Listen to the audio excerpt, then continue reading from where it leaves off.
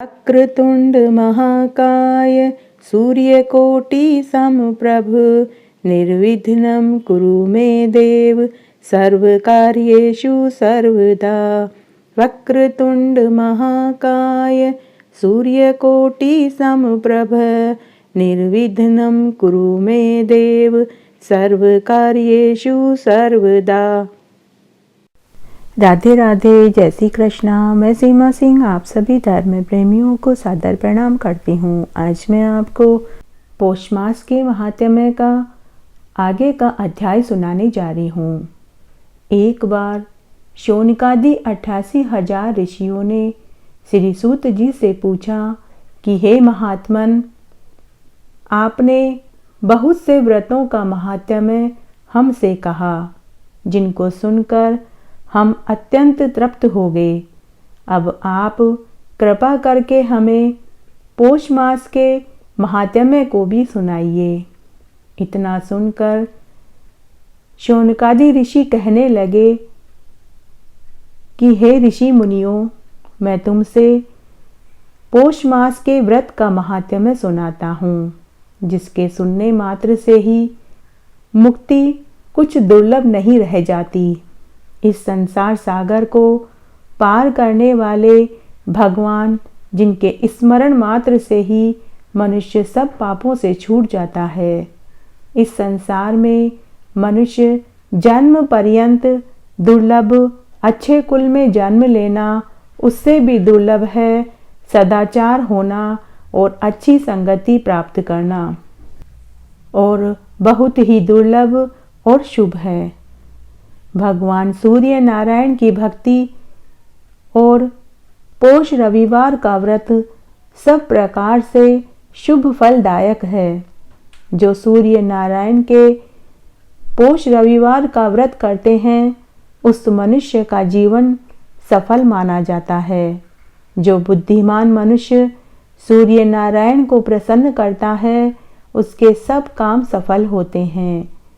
जो मनुष्य देह धारण करके भी पौष मास में सूर्य रविवार के व्रत नहीं करते हैं, उनके शरीर में सैकड़ों पाप वास करते हैं। जो मनुष्य पौष मास के महीने में सुबह प्रातः काल स्नान आदि करके उगते सूर्य को अर्घ्य देता है, उसके सभी काम सफल होते हैं और सूर्य भगवान उसके ऊपर प्रसन्न रहते हैं। जो मनुष्य पौष मास में नदी में स्नान करता है, उसके हजारों पाप नष्ट हो जाते हैं। वह तमाम सिद्धियों को प्राप्त करता है। यदि कोई मनुष्य पौष मास के महीने में झरने, स्रोत, तालाब, बावड़ी, कुएं पर स्नान करता है, उसके उसी क्षण हजारों पाप नाश हो जाते हैं। यदि मनुष्य पौष मास के महीने में पुष्कर, प्रयाग या किसी बड़े तीर्थ स्थल पर जाकर स्नान करता है, दर्शन करता है, उसके पुण्य की संख्या तो कहीं भी नहीं जा सकती। जो मनुष्य पवित्र आदि नदियों में जाकर पौष मास में एक दिन भी स्नान कर लेता है, तो उसके 7 जन्मों के पाप नष्ट हो जाते हैं। जो मनुष्य पौष मास के महीने में नर्मदा आदि नदियों में 3 दिन स्नान कर ले, तो उसके हजारों जन्मों के पाप नष्ट हो जाते हैं।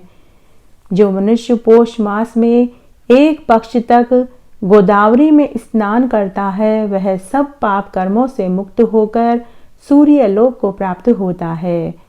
जो मनुष्य पौष मास के महीने में तिल, आंवला और बेल पत्र के जल से स्नान करता है, उसके समस्त पाप नष्ट हो जाते हैं। भगवान के पैर के अंगूठे से निकलने वाली गंगा, जो पौष मास में प्रातः समय में स्मरण करता है, उसके कई जन्मों के पाप नष्ट हो जाते हैं। जो मनुष्य पौष मास के महीने में सूर्य नारायण भगवान को अर्घ्य देकर उस जल को सिर पर धारण करता है, उसके जन्म जन्मांतर के पाप खत्म हो जाते हैं। पौष मास में स्नान करने से मनुष्य देवता के तुल्य हो जाता है और स्नान आदि करने से, दान करने से वह सूर्य लोक को प्राप्त होता है। मात्र पौष मास के महीने में सूर्य रविवार का व्रत कर लेने से ही उसे समस्त फलों की प्राप्ति होती है। पौष मास में स्नान करने और दान करने से उस मनुष्य को कई मोक्ष फल की प्राप्ति होती है। धर्म, अर्थ, काम, मोक्ष फल की प्राप्ति होती है, जिसके मनुष्य जन्म मरण से रहित हो जाता है। चाहे अध्यात्म विद्या के जानने वाले हो या वेदों का पारगामी हो या कितना ही बड़ा दानी हो, बिना पौष मास में स्नान किए, बिना रविवार का व्रत किए वह शुद्ध नहीं होता। जो मनुष्य पौष मास के महीने में स्नान आदि करके सूर्य नारायण भगवान को अर्घ्य देता है, वह अपनी देह को भगवान के आश्रित करता है। उसकी सभी क्रियाएं सफल होती हैं, उसका जीवन सफल हो जाता है। सब पापों के नाश और देवताओं को प्रसन्न करने के लिए पौष मास में स्नान जरूर करना चाहिए, क्योंकि इससे पापों का नाश होता है। प्रातः समय उठने पर अथवा ग्रहण के पश्चात मनुष्य स्नान किए बिना शुद्ध नहीं होता। वैसे ही पौष मास में उगते सूर्य को जिसने अर्घ्य नहीं दिया, उसका जीवन व्यर्थ है। यदि पौष मास में मनुष्य को सुबह जल्दी उठकर स्नान करने की शक्ति नहीं है, फिर भी अगर वह उगते सूर्य को अर्घ्य देता है और उस अर्घ्य के जल को चरणामृत समझकर पी लेता है, उसके समस्त जन्मों के पाप नष्ट हो जाते हैं। उसके पितर उसके ऊपर प्रसन्न होते हैं और पितरों को भी सूर्य लोक की प्राप्ति होती है। जो विशुद्ध आत्मा पौष मास में स्नान करता है, उसे सूर्य नारायण के दर्शन होते हैं और वह धन्य माना जाता है। शौनकादि कहने लगे कि हे ऋषि मुनियों, जो पौष मास में नित्य स्नान करने के पश्चात उगते सूर्य को अर्घ्य देते हैं, तो उनके पितर उनके ऊपर आशीर्वाद बरसाते हैं। संगम आदि जलाशय पर देवता तथा पितरों को जल देकर तृप्त करना चाहिए। जो मनुष्य पौष मास में उगते सूर्य को अर्घ्य देते हैं और उस अर्घ्य के जल को अपने सिर और मस्तक पर लगाते हैं, इससे उनके देवता, पितर, मनुष्य सब खुश हो जाते हैं। जो मनुष्य पौष मास में अच्छे पुरुषों का सत्संग करता है, गुरु और देवताओं का सम्मान करता है, वेदों का पाठ करता है, आदित्य स्रोत का पाठ करता है, सत्य बोलता है, गाय का दान करता है और गो सेवा में अपना समय व्यतीत करता है, उसे पौष मास में विशेष फल की प्राप्ति होती है। शौनकादि ऋषि कहने लगे कि हे मुनियों, जो मनुष्य पौष मास में यह नियम धारण करता है, उसके ऊपर सूर्य नारायण भगवान प्रसन्न होते हैं और उसे मनवांछित फल की प्राप्ति होती है। जो मनुष्य पौष मास में उगते सूर्य को अर्घ्य देने का नियम धारण करते हैं, उस मनुष्य के सभी कार्यों की सिद्धि होती है। विद्वानों को सुख की प्राप्ति होती है, क्षमा तथा सद्य आदि गुण उसमें आ जाते हैं। जो मनुष्य पौष मास में झूठ, चोरी, परनिंदा से बचता है, अपना समय वेदों का पठन पाठन में लगाता है, पौष मास के महात्म्य को सुनता है, कर्म और वचन से किसी को दुखी नहीं करता, सत्य बोलता है, सत्य धर्म का पालन करता है, ब्रह्मचर्य का पालन करता है, सत्य की राह पर चलता है, सत्य को ही ज्ञान समझता है, वह मनुष्य कई जन्मों तक सूर्य लोक में मरने पर वास करता है। पौष मास के सेवन में काया, वाचा, मनसा किसी भी प्रकार से भी हिंसा नहीं करनी चाहिए। दूसरे का द्रव्य का हरण नहीं करना चाहिए, दूसरे के भोजन को नहीं खाना चाहिए, अहंकार नहीं करना चाहिए, किसी के भी दिल को ठोस नहीं पहुंचानी चाहिए, क्रोध और लोभ से दूर रहना चाहिए। इस प्रकार संतोष से रहने वाला मोह और मान को त्याग कर सब पापों से बचे रहें तथा दया और धर्म के कार्य करने से कई जन्मों के पापों का नाश होता है, इसमें कोई संदेह नहीं है। जो मनुष्य पौष मास के महीने में उगते सूर्य को अर्घ्य देने का नियम धारण करते हैं, उसके कई जन्मों के पापों का नाश हो जाता है। उसके ऊपर सूर्य नारायण हमेशा कृपा बरसाते हैं। पौष मास के महात्म्य में आज मैं आपको एक कहानी सुनाने जा रही हूँ। यह कहानी एक राजा की है जो सूर्य भगवान का भक्त होता है और बहुत बड़ा दानी होता है। एक बार एक नगर में एक राजा रानी थे। उन्हें एक बहुत सुंदर पुत्र पैदा हुआ। जब वह पुत्र किशोर अवस्था में आया, तभी से उसने सूर्य नारायण भगवान की उपासना और हर रविवार का व्रत करना शुरू कर दिया। राजा के पुत्र का नाम महीपाल था। राजा ने अपने पुत्र को सभी तरह की शिक्षा दीक्षा दिलवाई। जब महीपाल विवाह लायक हुआ तो एक सुंदर राजकुमारी से राजा ने अपने पुत्र महीपाल का विवाह करवा दिया। जिस राजकुमारी से महीपाल का विवाह हुआ वह बड़ी ही धार्मिक प्रवृत्ति की थी। उसका नाम ऐश्वर्य था। उनका वैवाहिक जीवन सफलतापूर्वक बीत रहा था। महीपाल अपनी प्रजा के हित के लिए हमेशा कुछ न कुछ दान पुण्य करता रहता था। महीपाल के पास एक बहुत सुंदर सफेद हाथी था। सूर्य नारायण भगवान के वरदान से वह हाथी महीपाल को मिला था। उस हाथी में ये खास बात थी कि उनके राज्य में कभी कोई अकाल नहीं पड़ा। उस हाथी के रहने से वहां हमेशा इंद्रदेव अच्छी बरसात करते थे। एक बार उनके पड़ोसी राज्य में कई वर्षों से बरसात नहीं हुई। तब वहां के एक मंत्री को जब पता लगा कि पड़ोसी राजा के पुत्र महीपाल के पास एक ऐसा सफेद रंग का हाथी है जिसे वह जहां भी जाता है वहां बहुत अच्छी बारिश होती है, तब पड़ोसी राजा ने अपने एक विश्वास पात्र मंत्री को भेजकर महीपाल से वह हाथी मंगवा लिया। जब पड़ोसी राजा के मंत्री ने राजकुमार महीपाल से कहा कि हमारे राज्य में कई वर्षों से बारिश नहीं हुई है, हमारे राज्य में लोगों को भूखे मरने की नौबत आ गई है। हे राजकुमार, क्या आप अपना यह हाथी हमें दान में दे सकते हैं? महीपाल ने बिना कुछ सोचे समझे उसी समय वह हाथी पड़ोसी राजा के मंत्री को दान में दे दिया। जब प्रजा को पता लगा कि राजकुमार महीपाल ने पड़ोसी राजा को वह सफेद हाथी दान में दे दिया है तो पूरी प्रजा महीपाल के विरुद्ध हो गई। जब राजा रानी को पता लगा कि उनके पुत्र महीपाल ने पड़ोसी राजा को हाथी दान में दे दिया है तो उन्हें भी अपने पुत्र के ऊपर बहुत क्रोध आया।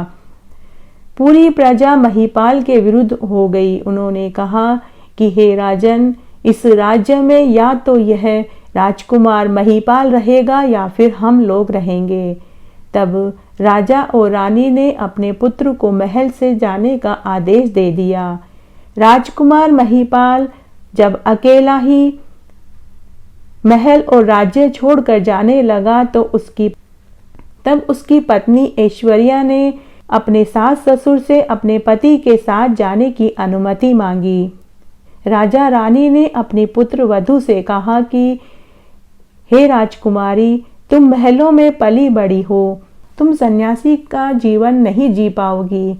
लेकिन उनकी पुत्र वधू ऐश्वर्या ने अपने सास ससुर से कहा कि जहां मेरे पति रहेंगे वहीं मैं और मेरे बच्चे रहेंगे। इस तरह से ऐश्वर्या अपने दोनों बच्चों को लेकर अपने पति के साथ हो ली। राजकुमार महीपाल अपनी पत्नी ऐश्वर्या और दोनों बच्चों को लेकर रथ वाले घोड़े पर बैठकर वन की ओर चल दिए। तब सूर्य भगवान ने उसकी परीक्षा लेनी चाहिए। तब सूर्य भगवान ने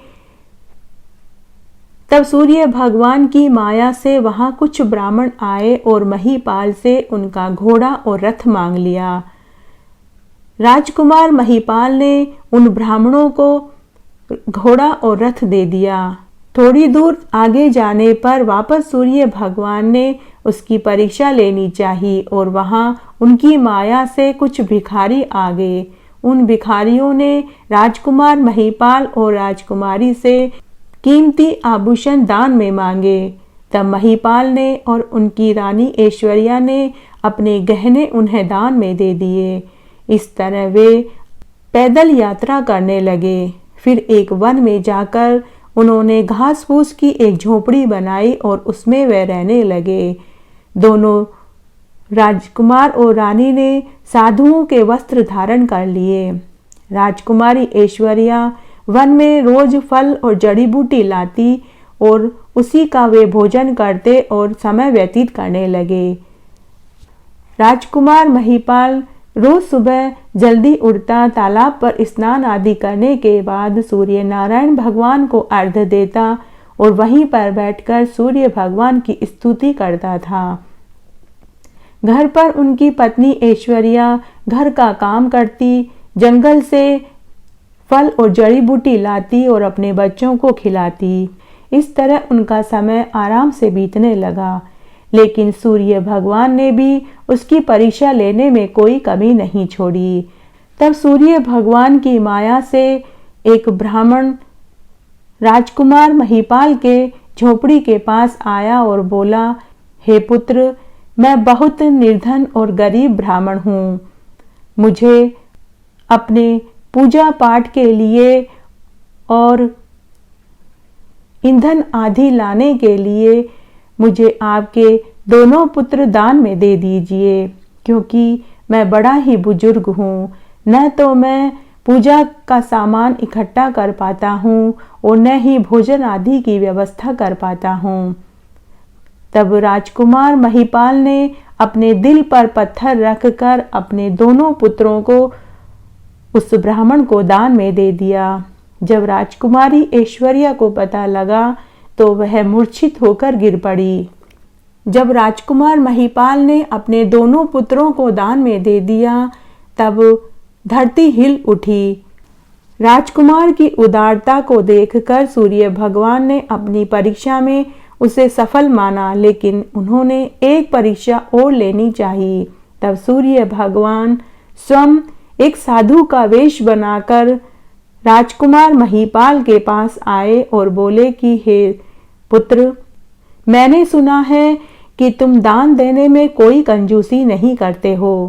तब महीपाल ने सूर्य भगवान जो साधु के वेश में थे उनसे कहा कि हे ब्राह्मण देव, आपको जो चाहिए वह आप बताइए, मैं अपना शरीर तक आपको दान में देने के लिए तैयार हूँ।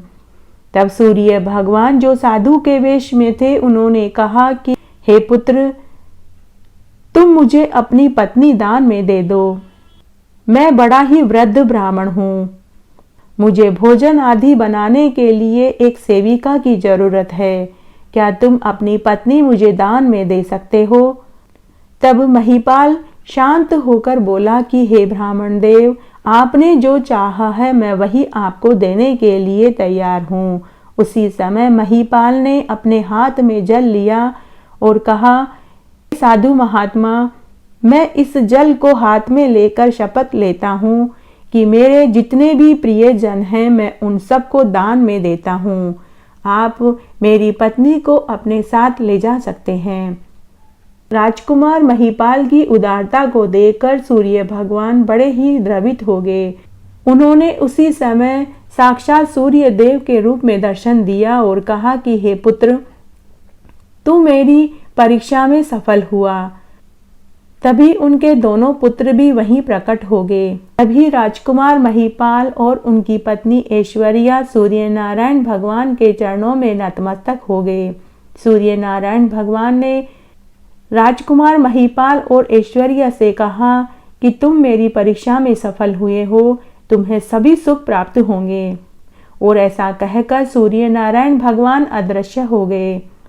उसी रात्रि को सूर्य नारायण भगवान राजकुमार महिपाल के पिता के स्वप्न में दर्शन देकर कहा कि हे राजा, तुमने जिस पुत्र को वन में भेज दिया है, तुमने जिस पुत्र को अपने महल और राज्य से निकाल दिया है, उसे तुम वापस आदर के साथ अपने महल में और राज्य में लेकर आओ, क्योंकि मैं उनकी परीक्षा ले रहा था। तुम्हारे अस्तबल में वही सफेद मंगलदायक हाथी तुम्हें वहीं मिलेगा। ऐसा कहकर सूर्य नारायण भगवान अंतर्ध्यान हो गए। सुबह जब राजा सोकर उठा तो उसने अपने स्वप्न वाली बात अपनी पत्नी को बताई। उसी समय राजा रानी अस्तबल में देखने गए तो उन्हें उनका वही मंगलदायक सफेद हाथी वहीं अस्तबल में बंधा हुआ मिला। तब राजा और रानी अपने मंत्रियों और प्रजा के गणमान्य लोगों को साथ लेकर वन में अपने पुत्र महिपाल और अपनी पुत्रवधू ऐश्वर्या और दोनों पोतों को पूरे आदर और सम्मान के साथ महल में लेकर आए। तब राजा ने पूरी नगर में यह ढिंडोरा पिटवा दिया कि सभी नगरवासी सूर्य नारायण भगवान का व्रत करें, पौष मास के महात्म्य को सुने और हर रविवार को अलूना भोजन करें। जय हो सूर्य नारायण भगवान की। इस प्रकार राजा रानी अपने पुत्र और पुत्रवधू के साथ हर रविवार का व्रत करने लगे और हर रविवार को अलूना भोजन करने लगे। रविवार का व्रत करने से उनकी प्रजा के ऊपर और उनके परिवार के ऊपर कभी कोई प्राकृतिक आपदा नहीं आई। वे सभी इस जीवन का सुख भोग कर मरने पर सूर्यलोक को प्राप्त हुए। आज मैं आपको पौष मास के इस महात्म्य में सूर्य चालीसा सुनाने जा रही हूँ। श्री गणपति पदकमल महे प्रेम सहित धरी माथ, सूरज चालीसा कहो देवो दया करीनाथ। जय दिनकर जय दिवाकर दीन दयाल दिनेश, जय जग पालक प्रभाकर कीजे हरण कलेश। जयति सूर्य नारायण स्वामी करहु अनुग्रह अंतर्यामी, अगम कांति धर गगन बिहारी, अनुपम ज्योति कला छवि न्यारी। युग सहस्त्र योजन तनुराजे, माथे कनक मुकुट मणि साजे। कुंडल कलित कपोलन सोहे, जिहि लखि तेज तेजपति मोहे। षटदश श्वेत वर्ण है नाथे, अरुण सारथी रजकर साधे। 9 लक्ष योजन रथ चौड़ाई, ओ 36 लक्ष लंबाई। रत्न जड़ित रथ पर प्रभु राजित, जिन गति देखिए चंचला जित। 9 करोड़ 51 लाखा, परिक्रमा रवि की श्रुति भाका। अगणित दैत्य नित्य संहारे, निज भक्तन हर कष्ट निवारे। उदित होत निशितम अध भाजे, जयति जयति जय डंका बाजे। धनि धनि भानु रूप भगवाना, तब महिमा प्रत्यक्ष बखाना। अगम प्रताप अतुल बलिधारी, महिमा वर्णत है त्रिपुरारी। सुनहु उमा शुभ चरित दिनेशा, सकल हरण जन कष्ट कलेशा। कुष्ठ वरण जही के तन होई, रवि पर ध्यान धरे नर सोई। व्रत बिनु लोन करे रविवारा, ब्रह्मचर्य युत धरी विचारा। द्विज सन रवि कर सुने पुराना, पूजन करे राखी उर ध्याना। हवन कराई धरे मन धीरा, सोई भस्म ले मले शरीरा। निश्चय छूटे कुष्ठ कलेशा, ऐसे दीन दयाल दिनेशा। अदहु प्रभु मह ध्यान लगावे, निश्चय दिव्य दृष्टि को पावे।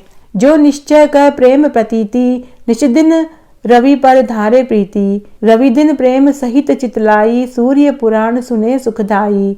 करे नेम द्वादशा रविवारा, रहे लोन बिनु एक आहारा।